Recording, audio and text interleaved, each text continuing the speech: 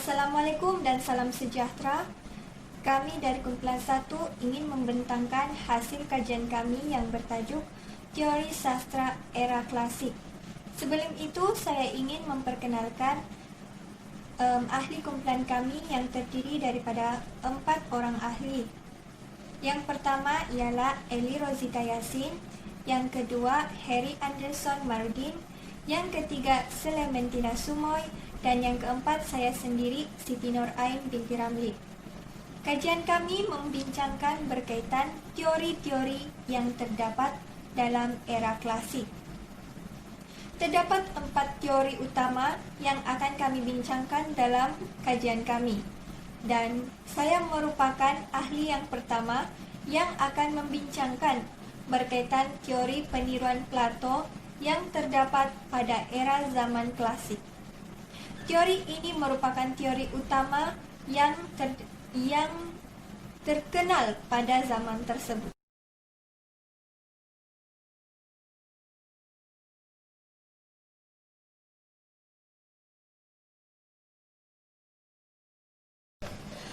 Plato merupakan seorang ahli pemikir yang berasal dari Yunani. Beliau dilahirkan di Athena pada tahun 428 sebelum Masihi. Nama ayah beliau bernama Ariston dan ibunya bernama Pristiwan. Plato merupakan seorang yang berketurunan diraja maupun dari jalur ibunya ataupun ayahnya. Berkaitan bidang pendidikan Plato, semasa beliau masih kecil, beliau mendapatkan pendidikan umum seperti melukis, menggambar, musik, dan juga puisi. Beliau juga mendapatkan pendidikan falsafah daripada guru-guru pemikir seperti Kratilos, yang merupakan guru pertama yang memberikan pendidikan falsafah kepada Plato. Plato mula berminat dengan bidang falsafah ketika guru kesayangan beliau dijatuhkan hukuman bunuh oleh tentara rezim. Plato berpendapat bahwa sistem pemerintahan politik rezim bersifat tidak adil dan hanya angkuh terhadap kuasa sendiri. Situasi inilah yang memberikan gagasan kepada Plato bahwa setiap pemerintahan ataupun setiap pemerintah di sesebuah negara hendaklah dilantik daripada kalangan orang-orang falsafah ataupun raja-raja berfalsafah untuk memerintah negara agar politik negara bersifat adil dan saksama.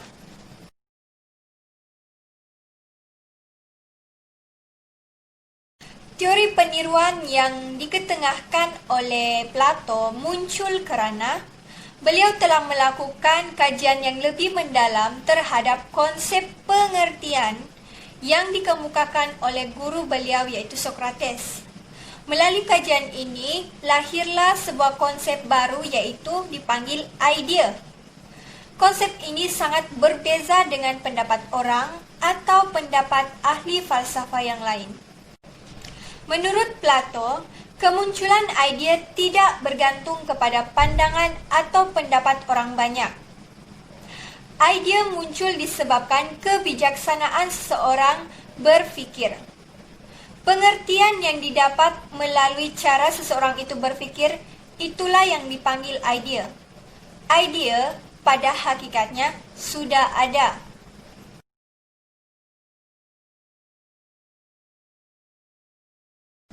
Sebagai contoh, apabila kita melihat seekor kuda yang gagah ataupun wanita yang cantik, sebenarnya kita hanya melihat idea berkaitan gagah dan cantik. Disinilah timbul konsep ataupun teori peniruan di mana pengertian meniru idea. Sebagai contoh, pengertian kuda yang gagah meniru idea gagah. Idea gagah bukan saja diwakili oleh kuda yang gagah, tetapi boleh juga diwakili oleh pemuda yang gagah. Maka disinilah yang memberikan gagasan kepada Plato untuk mengetengahkan teori peniruan, yaitu peniruan pengertian daripada idea yang memang sudah sedia ada.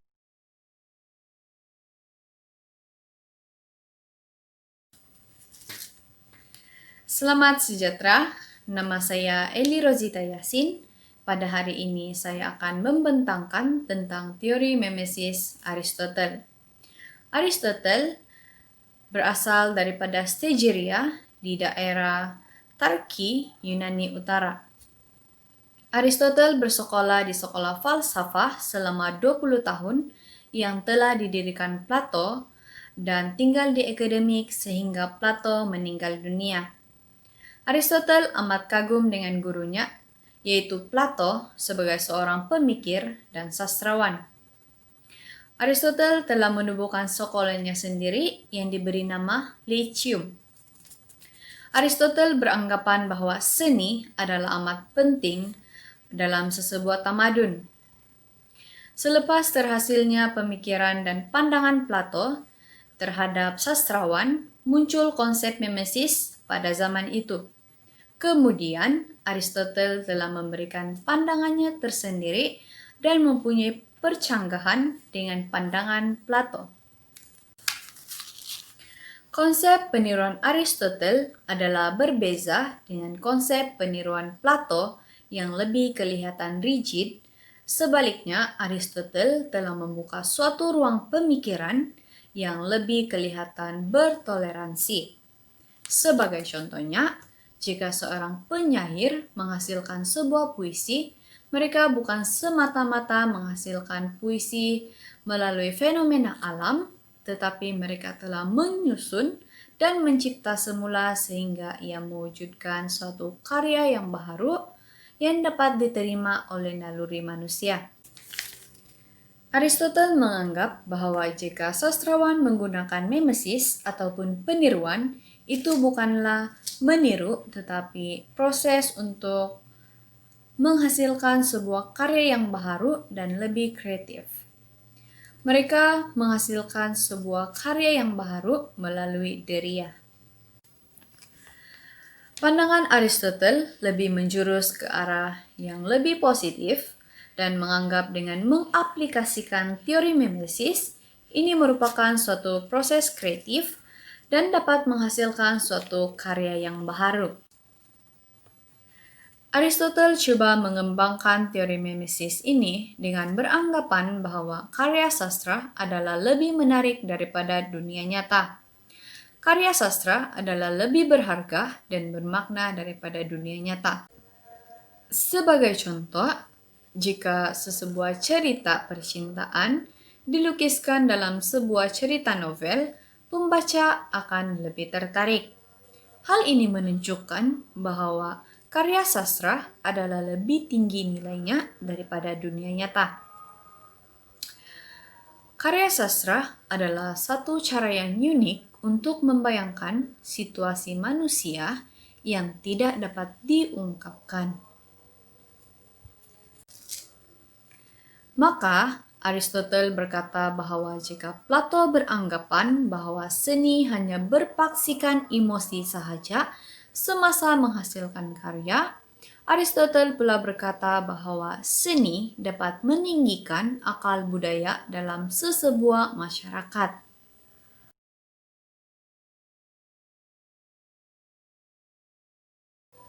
Aristotle juga telah menghasilkan sebuah buku yang bertajuk The Poetic. Mimesis, medium yang digunakan untuk berkarya. Pembahagian puisi, terdapat 4 jenis, yaitu epos, tragedi, komedi, dan pujaan. Lalu, terhasillah 3 jenis teori, yaitu teori tragedi, teori komedi, dan teori epos. Tetapi, teori ini masih berakar pada konsep peniruan ataupun mimesis. Gambaran manusia dalam karya haruslah menjadi lebih baik dari kita, lebih buruk dari kita, ataupun sama dengan kita.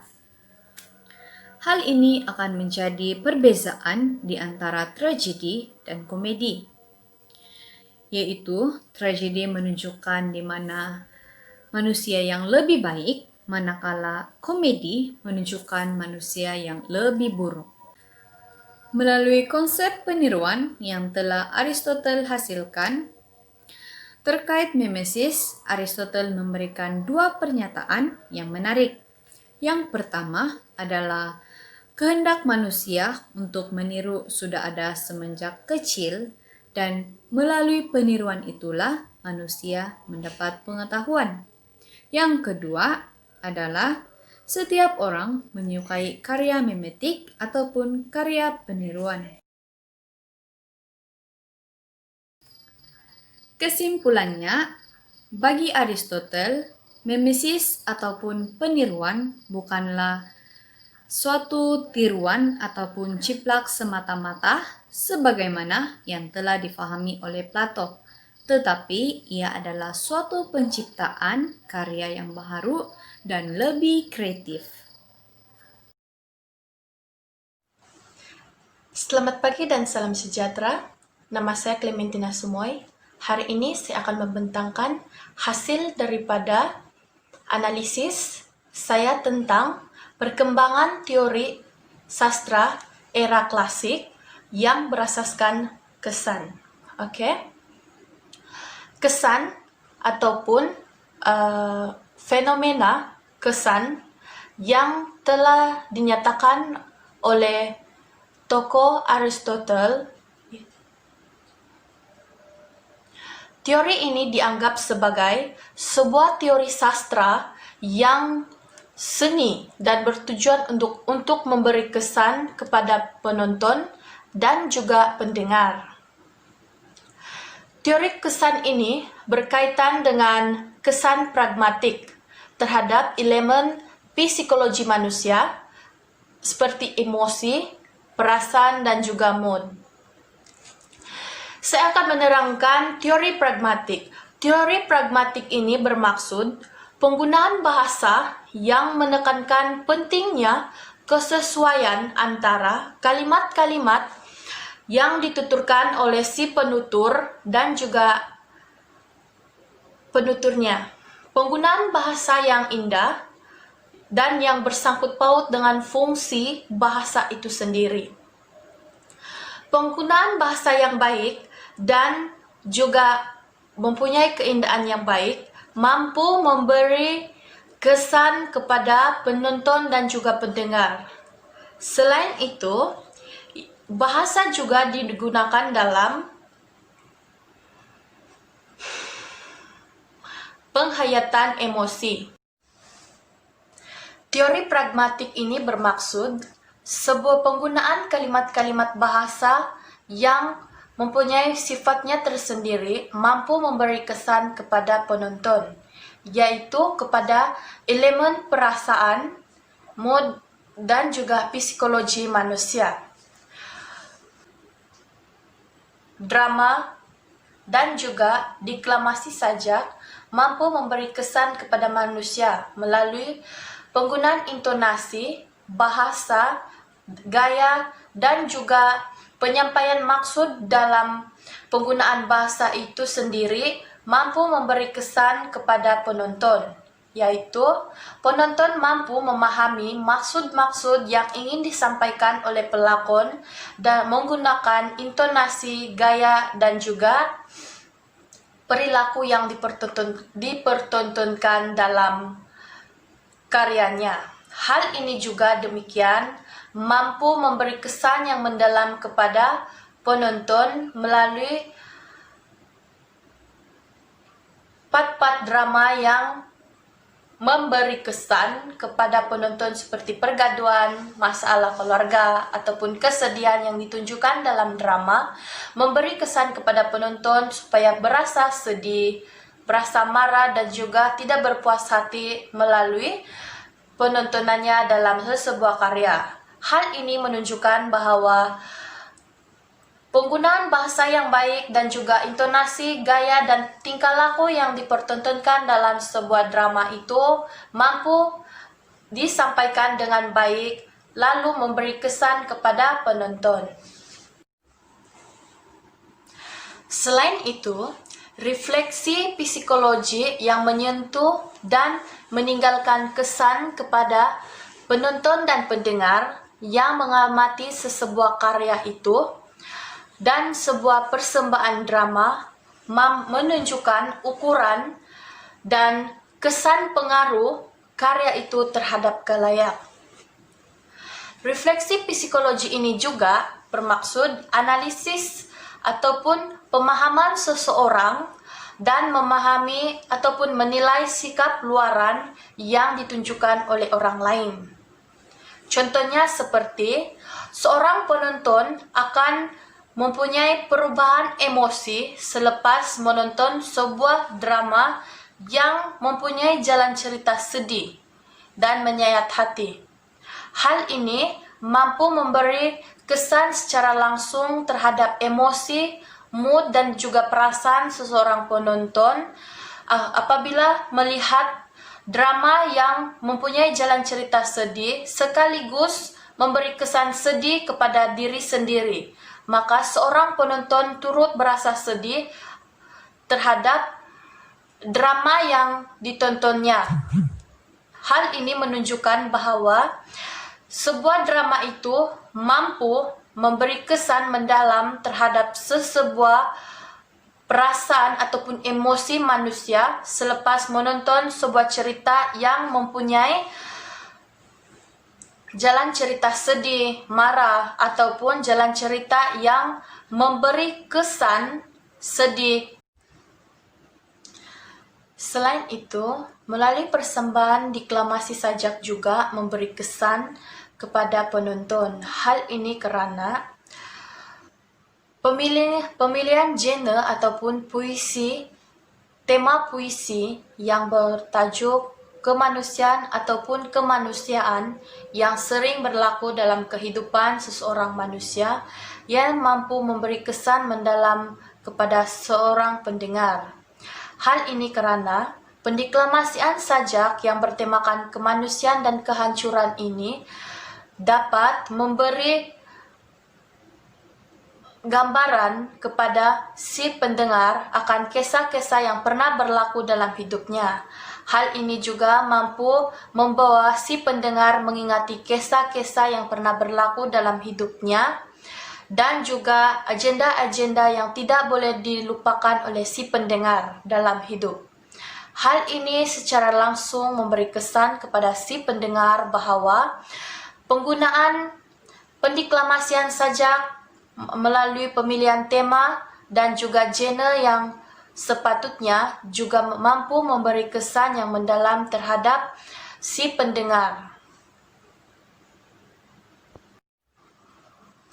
Selain itu, melalui persembahan deklamasi sajak juga mampu memberi kesan kepada khalayak. Hal ini karena melalui pemilihan genre ataupun tema puisi yang ingin disampaikan seperti puisi kemanusiaan ataupun puisi kemusnahan yang sering berlaku dalam kehidupan manusia masa kini, ia memberi kesan yang mendalam kepada si pendengar, terutama kepada pendengar yang pernah melalui perkara-perkara yang disebutkan dalam deklamasi sajak. Hal ini sekaligus memberi kesan yang mendalam kepada si pendengar. Dan ini melalui pendeklamasian sajak ini juga pendengar yang mendengar mampu mengingati kisah-kisah yang pernah berlaku dalam hidup dan juga mampu mengimbas kembali agenda-agenda yang pernah berlaku dalam hidupnya yang memberi kesan mendalam dalam diri sehingga si penonton deklamasi sajak itu mampu merasakan kesan yang mendalam secara langsung dalam diri. Itu saja pembentangan saya pada hari ini. Sekian dan terima kasih. Salam sejahtera, saya Heri Anderson Marudin. Hari ini saya akan membentangkan berkaitan dengan teori moral Kamu boleh lihat paparan slide di samping saya untuk mendalami lagi apa yang saya akan sampaikan pada hari ini. Perkataan moral berasal daripada perkataan Latin yaitu moralitas yang membawa maksud ajaran dan pegangan berkenaan dengan baik buruk. Moral sangat penting dalam kehidupan manusia kerana ia dapat membantu manusia untuk mengenali mana yang benar dan mana yang salah. Teori moral merupakan teori yang menjelaskan fenomena-fenomena didaktisme, etnik dan kebaikan, keindahan serta keseronokan dalam karya kesusasteraan. Pendekatan teori moral ini telah lama digunakan sejak dari zaman Greek lagi. Ia pernah digunakan oleh Aristotle, sementara Plato juga pernah menggunakan pendekatan ini dalam membuat penilaian pada zamannya. Plato sering menekankan kepada perlunya menjadi seorang manusia yang baik, warga negara yang baik dan mencari pasangan hidup yang baik. Begitu juga dengan Aristotle yang sentiasa menegaskan bahwa orang-orang yang berjaya adalah orang-orang yang mempunyai sifat mulia. Oleh itu, manusia perlu tahu sifat-sifat mulia supaya mereka dapat membangunkannya dalam diri mereka dan menghargainya dalam diri orang lain. Menurut Manasikana 2009, Plato dalam Republik sudah menegaskan betapa pentingnya moral dalam sastra dan meletakkan syarat bahwa mesej dan perutusan harus ada dalam sesebuah karya, kerana tanpanya karya itu tidak mempunyai pengertian. Manakala menurut sastrawan Barat, hasil kesusastraan yang baik mestilah bermutu, menggambarkan kebenaran dan memperlihatkan kesungguhan yang tinggi serta sesuai dengan iklim dan amalan masyarakat pada zaman itu. Pada tahun-tahun 1950-an, golongan moralis adalah merupakan golongan pengkritik yang sangat aktif. Antara tokohnya seperti D.H. Lawrence, John Medallion Murray, G. Ornell, F.R. Lewis, dan T.S. Eliot. Kebanyakan mereka berpendapat bahwa kritikan moral bergantung pada nilai baik dan buruk di mata masyarakat. Karya kesusastraan mempunyai kaitan yang sangat rapat dengan aspek moral. Hal ini dikatakan demikian kerana sesebuah karya itu merupakan sebuah wadah penyampaian ilmu pengetahuan. Aristotle mengatakan bahawa kesusastraan itu karya yang menyampaikan suatu jenis pengetahuan yang mampu mengajar ilmu dan mengupayakan kearifan hidup. Aristotle juga mengatakan bahawa ada suatu keperluan insan untuk mempraktikkan teori kepribadian mulia dalam segala urusan demi melancarkan urusan sehariannya. Dalam teori ini menekankan tentang konsep the golden mean, yakni mencari kebaikan dalam keadaan keseimbangan di antara keinginan agar tidak melampaui dalam setiap perilaku. Di sini dapat ditegaskan bahawa kesusastraan merupakan wadah pendidikan moral, wadah apresiasi kebijaksanaan dan kearifan. Apabila moral dikaitkan dengan kesusastraan, signifikasinya ialah karya kesusastraan yang baik itu adalah kesusastraan yang isinya baik, yang membawa semangat didaktisme untuk kehidupan manusia yang lebih baik. Seterusnya, memancarkan nilai-nilai moral yang murni, berisi dengan pengejaran untuk kebaikan kehidupan, mendukung kemuliaan dan kebaikan.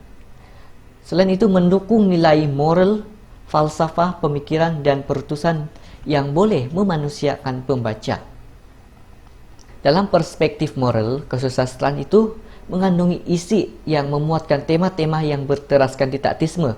Perkara pokok atau isi utama cerita adalah berkaitan langsung dengan tema-tema didaktisme. Persoalannya pula berkait langsung dengan isu-isu semasa atau perkara-perkara yang dapat menyokong nilai-nilai didaktisme itu. Bahasa yang digunakan adalah bahasa yang baik, indah, mengandungi pemikiran tinggi dari sudut membina peradaban manusia. Aspek pemilihan kata, pembinaan laras bahasa dan gaya bahasa mencerminkan penggunaan bahasa yang baik, indah, dan tinggi. Watak dan perwatakan pula adalah baik dengan ciri-ciri yang menampakkan ketinggian ilmu, rasional, berpandangan jauh, realistik, dan mendukung sifat sebagai pembawa kebaikan dengan contoh-contoh perilaku yang baik dan beradab. Seterusnya, terisi dengan nilai-nilai moral yang baik atau murni yang dapat dicontohi oleh pembaca. Di samping itu, membuat pengajaran ke arah kebaikan dan peningkatan kesedaran pembaca kepada kebaikan dan moral yang baik. Apabila seseorang pengkritik menggunakan pendekatan ini dalam membuat kritikan sesebuah karya, beberapa proses atau langkah boleh dipertimbangkan dalam melakukan kritikan tersebut. Langkah pertama ialah pengkritik perlu memahami dengan jelas teori moral dari sudut idealismenya, gagasan idea, dasar, prinsip-prinsip teori. Dengan perkara ini akan memudahkan pengkritik untuk membuat kerangka analisis. Langkah yang kedua, pengkritik mestilah mengenal pasti teks yang ingin dikritik atau dianalisis. Ini bertujuan supaya teks yang dipilih selari dengan aspek moral yang ingin dikaji. Pengkritik juga perlu memahami dengan mendalam isi cerita untuk menanggapi tema dan persoalan-persoalan yang terdapat dalam karya itu. Langkah yang ketiga ialah pengkritik hendaklah membaca teks dengan teliti. Seterusnya, langkah yang keempat, pengkritik perlu memetik data yang berkaitan dan memasukkan dalam senarai semak. Langkah yang kelima ialah pengkritik harus menyediakan kerangka analisis, yaitu berasaskan aspek moral yang dipilih atau ditetapkan atau yang ingin dikaji. Langkah yang keenam ialah pengkritik perlu menganalisis teks berasaskan aspek moral yang telah dikaji, kemudian membuat perkaitan-perkaitan, menghujah, memberi sokongan dengan data-data dari sumber primer dan sekunder. Langkah yang ketujuh, yaitu langkah yang terakhir, pengkritik perlu menulis kritikan tersebut dengan lengkap dan berformat. Berikut merupakan format penulisan yang dicadangkan, yaitu mempunyai pengenalan permasalahan kajian, objektif, kajian lalu, metodologi, analisis dan perbincangan, serta rumusan. Manakala dari segi penulisan pula dicadangkan menggunakan sistem APA. Begitu juga dengan rujukan dicadangkan menggunakan format APA.